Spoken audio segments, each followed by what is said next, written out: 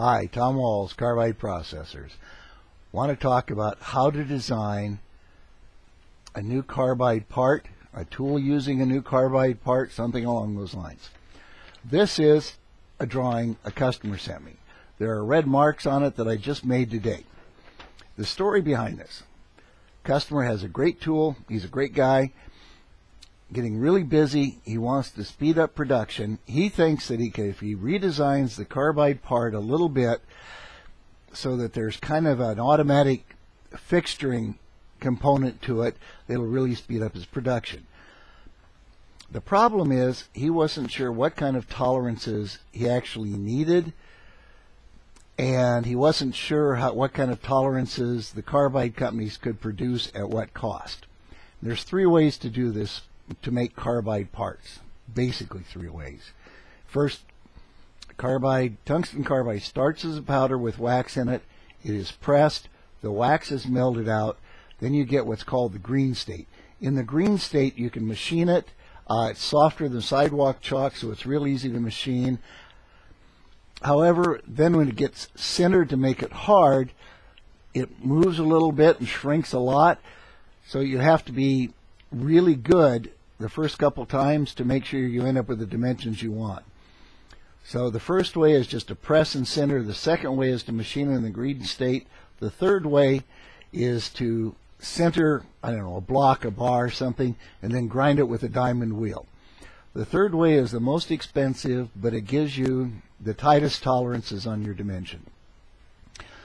So I had the customer here. I had a couple of engineers from different carbide suppliers here, and we were all close, but nobody was sure enough to express tolerances, whether it should be plus 5 thousandths, plus 10 thousandths, plus 15 thousandths. And of course, the looser the tolerances, the easier it is to make. So what I did, after a week or two of this, we weren't getting any place. And I've got so many projects going. But anyway, so what I did is I ordered about 24 parts, a dozen of each of two sizes. Used my own money. Got the parts in, sent them to the customer. Oops, I think I said it, never mind. Sent them to the customer. This gave the customer actual working parts. He could test, he could put in his assembly line, he could try brazing, he could see how they fit. Today he calls and he's got tolerances for me. And he said most of the tolerances are okay. He said this one has to be plus 15 and this one has to be minus 0, but it can be plus 5. So this one. So now we're ready to go. And we're ready to go. I think it cost me 150, 180 bucks. We're ready to go months before we would have been. The customer knows what he's getting. The carbide company knows what they're supposed to make. Cost us 180 bucks, saved us a couple of months, and this way we're sure that when we do get the parts, they're going to be good parts.